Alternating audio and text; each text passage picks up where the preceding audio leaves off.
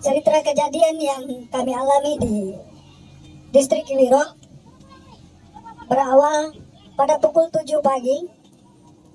Kami disampaikan informasi dari masyarakat bahwa akan terjadi penyerangan dari KKB atau kelompok kriminal bersenjata akan berhadapan dengan pihak TNI Polri, sehingga kami dari tenaga kesehatan diminta untuk bisa membackup apabila terjadi percecokan atau penyerangan yang dilakukan oleh KKB terhadap TNI Polri itu.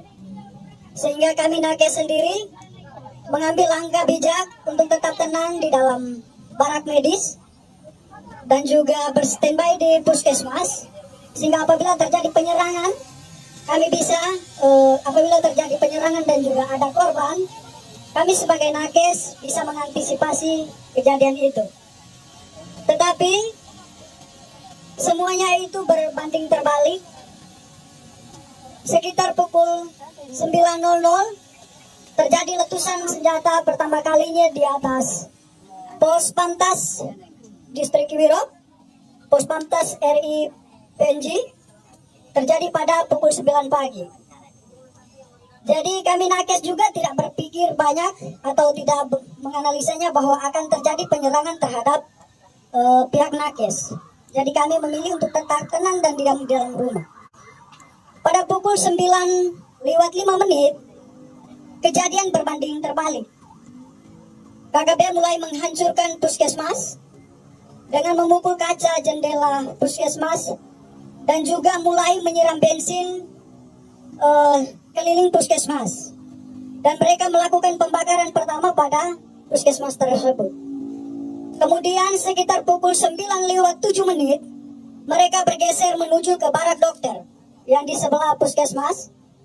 Mereka melakukan penyerangan yang sama, memukul kaca-kaca jendela, kemudian menyiram bensin di sekeliling barak dokter itu. Kemudian dilakukan pembakaran. Di dalam barak dokter itu sendiri terdapat 5 orang teman yang dipimpin langsung oleh Dr. Restu Pamanggi bersama Paman Lukas Luji, Suster Siti Kotija, dan juga Paman Denny. Pada saat pukul 9:10 mereka semakin membrutal. Mereka berusaha untuk masuk ke dalam barak dokter dan menyerang petugas. Sehingga pada saat itu rombongan pertama yang ada di barak dokter memilih untuk keluar dari barak dokter secara berhamburan, secara terpisah. Paman Lukas bersama Suster Siti, Paman Denny sendiri dan juga dokter dan juga Paman Gerard lari menuju arah Mado. Sampai di Mado, dokter sendiri dihadang, kemudian dipukuli dengan besi, kemudian digiring ke jurang dan langsung ditendang ke arah jurang. Pada pukul 9 sekitar 11 menit, mereka bergerak lagi menuju ke barak yang kedua yang dipimpin langsung oleh saya sendiri sebagai ketua tim. Di situ kami ada 6 orang. Saya sendiri sebagai ketua tim, Paman Celo, Paman Emmanuel Abi, Paman Patra, Suster Christine, Suster Ankan Diri. Mereka menjawabnya, kita lompat saja. Akhirnya tanpa berpikir panjang saya menghitung 1 sampai 3 dan saya sendiri lompat pertama. Kemudian ketiga suster mengikuti saya untuk melompatnya. Sesampainya di bawah kami pikir bahwa kami sudah aman dari kejaran mereka. Tetapi mereka tetap mengikut kami ke bawah. Sampai ke bawah saya sendiri tersangkut di akar pohon. Kemudian ketiga suster yang lainnya, yang satunya Suster Kris tersangkut di pohon juga. Suster Ella tersangkut di antara semak-semak. Kemudian Suster Anti, dia melompat jaraknya sekitar 150 meter ke kedalaman jurang gitu. Dan dia juga tersangkut di semak-semak. mereka terus mengikut kami ke bawah, kemudian mendapati suster Anti di bawah. Kemudian mereka naik, dapat lagi suster Ella yang sekarang sudah ada di almarhum. Kemudian mereka dapat lagi suster Chris. Saya sendiri mereka tidak dapat karena saya sembunyi di antara tebing dan juga akar-akar. Kemudian mereka mengumpulkan ketiga suster ini. Kemudian mereka semakin membabi buta. Mereka mulai menelanjangi suster. Kejadian semakin brutal karena jumlah mereka semakin banyak. Akhirnya suster-suster ini tidak berdaya lagi. Mereka semakin lemah, akhirnya mereka pingsan. Dalam keadaan pingsan mereka dipikir bahwa mereka sudah meninggal, sehingga terpaksa mereka didorong lagi ke dalam jurang yang lebih dalam. Kedalaman jurang itu sekitar 300 sampai 400 meter. Suster Suster Christine yang didorong pertama, kemudian suster Anti dan juga suster almarhum atau suster Ella. Sesampainya dibawa ke dalam jurang itu, suster Anti langsung pingsan, dalam keadaan pingsan tidak sadarkan diri. Suster Chris masih sempat dari pingsannya bisa sadar. Suster Ella juga dari pingsannya bisa sadar kembali. Akan tetapi dalam keadaan itu mereka tetap ikut ke bawah. Kemudian suster Anti dan suster Chris masih bisa bertahan untuk memilih untuk menghindar dari mereka dengan menyembunyi di semak-semak.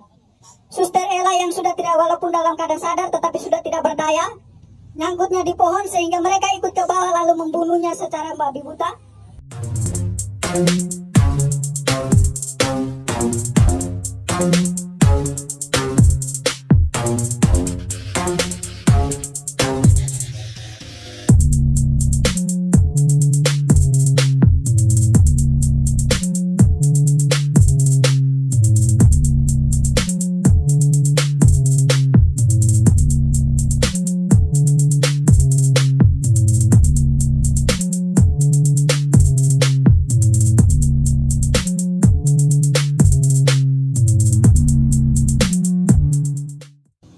Cerita kejadian yang kami alami di distrik Kiwirok berawal pada pukul 7 pagi. Kami disampaikan informasi dari masyarakat bahwa akan terjadi penyerangan dari KKB atau kelompok kriminal bersenjata akan berhadapan dengan pihak TNI Polri, sehingga kami dari tenaga kesehatan diminta untuk bisa membackup apabila terjadi percecokan atau penyerangan yang dilakukan oleh KKB terhadap TNI Polri itu. Sehingga kami nakes sendiri mengambil langkah bijak untuk tetap tenang di dalam barak medis dan juga berstandby di puskesmas, sehingga apabila terjadi penyerangan kami bisa, apabila terjadi penyerangan dan juga ada korban, kami sebagai nakes bisa mengantisipasi kejadian itu. Tetapi semuanya itu berbanding terbalik. Sekitar pukul 9.00 terjadi letusan senjata pertama kalinya di atas Pos Pantas Distrik Kiwirok, Pos Pantas RI PNG.